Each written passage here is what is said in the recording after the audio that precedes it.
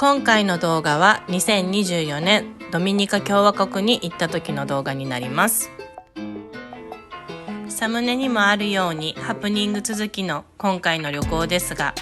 最初に発覚した問題は完全に自分たちのミスではあるんですが、プンタカーナ空港でチケットを予約していたと思っていたら、実はサントドミンゴ空港だったことを前日オンラインチェックインしている時に気がつきました。家を出る6時間前に気がついたので、どうすることもできず予定を少し変更してサントドミンゴ空港に行くことにしました。朝5時過ぎに出発しようとして荷物を主人が持ったところ、トランクの持ち手が切れてしまいました。でもまだ横側の持ち手があるので、とりあえず車に荷物を入れようとしたところ、横の持ち手も切れてしまいました。しょうがないので家にあったトランクを持ってきて、急いで中身を移してやっとこさ出発できました。少し話は変わりますが、他の国はどうかわからないですが、ドミニカ共和国行きの飛行機ではあるある、飛行機が無事着陸した時にはみんなで拍手をします。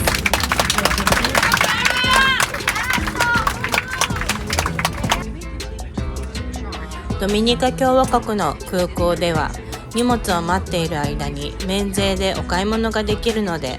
私の主人は毎回人にあげるお酒を買っていきます。正直ウイスキーの値段とかはあんまり詳しくないですが、3本で99ドルは安いのかなと思ってます。これも寒いところから暖かいところに行くときにあるあるなんですが、どうしてもニューヨークニュージャージーは寒いのでダウンを着ていきますが、着いた瞬間かなり荷物になります。ここはサントドミンゴ空港の駐車場になります。私たちはここから最初の予定であったプンタカーナに車で向かいました。今回は旅行だけではなく別の目的もあるのですが、そちらはまた別の動画でお話しさせていただきます。初日はプンタカーナのエースホテルに宿泊しました。ホテルの料金は今回はクレジットカードのポイントを使ったので正確にはわからないですが、朝食付きで1泊150ドルくらいだったと思います。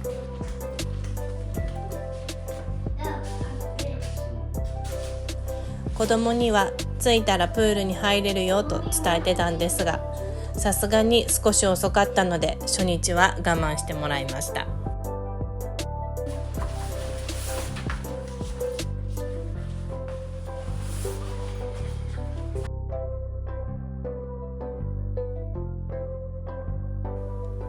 ここのブッフェは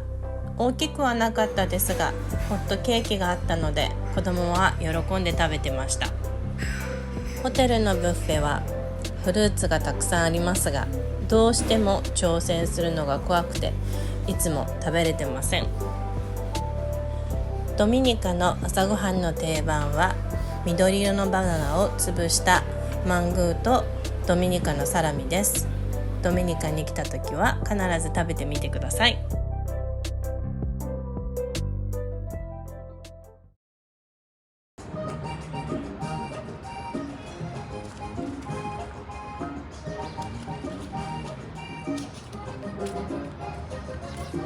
あまり時間はなかったんですが、食事を済ませてからチェックアウトまで貸し切り状態のプールで遊びました。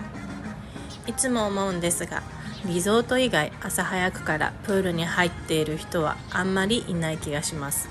この時は私たちの後に日焼けしにお姉さんたちが来ましたが、お姉さんたちはプール用のタオルを持っていて、私たちはまだ持っていなかったので、どこでタオルが借りられるか主人が探しに行きました。旅行の場合どこに行っても同じかなと思いますが、いろいろ聞かないと知らなくて損することがあるなと思ってます。私はすぐ聞くタイプですが、ドミニカ共和国の時は主人に行って聞いてきてもらいます。ただ実はこの時また違う問題が起きていて、何があったか説明しますと、着いてすぐクロワッサンを食べると、歯の狩り歯が取れるのではなく真ん中から割れてしまいました。その時主人は仕事中だったので、まず Google で近くの歯医者を検索して英語対応とあったので WhatsApp で自分で連絡してみました。少しして返信が来て、翌日11時に予約が取れて行ってきました。11時だったのでホテルをチェックアウトしてから行きましたが、ホテルの裏だったので歩いて行ってきました。まさか自分がドミニカ共和国で歯医者に行くとは思ってもみなかったですが、今後のためにも歯医者があると分かってよかったです。私を見てくれた先生は英語が喋れましたが、みんなが英語が喋れるわけではなかったですが、 Google 翻訳を使って会話したりしてくれてました。アメリカはもちろん歯の治療が高額な国の方はドミニカ共和国にも治療旅行に来る方が多いようでした。アメリカの値段よりはかなり安かったので、必要な方にはおすすめです。私の狩り歯は型を取ってもらい2時以降に完成して届くと言われたのですが、予定があったので5時過ぎに歯医者に戻りはめてもらいました。この日の夜ご飯は子供の大好きなタコベルにしました。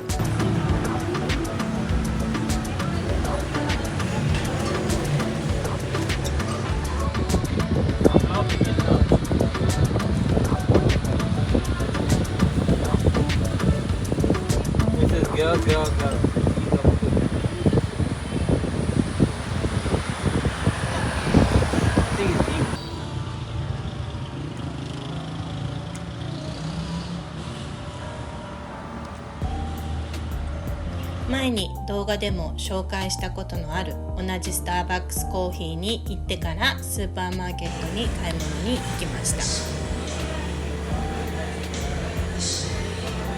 スーパーマーケットでびっくりしたことは、通常日本、アメリカでは冷蔵庫に入っていない商品も冷蔵庫に入っていたり、逆に牛乳は冷蔵されずに常温で売られています。確かにアメリカでも売ってることはあると思いますが、初めてドミニカ共和国で見たときは衝撃でした。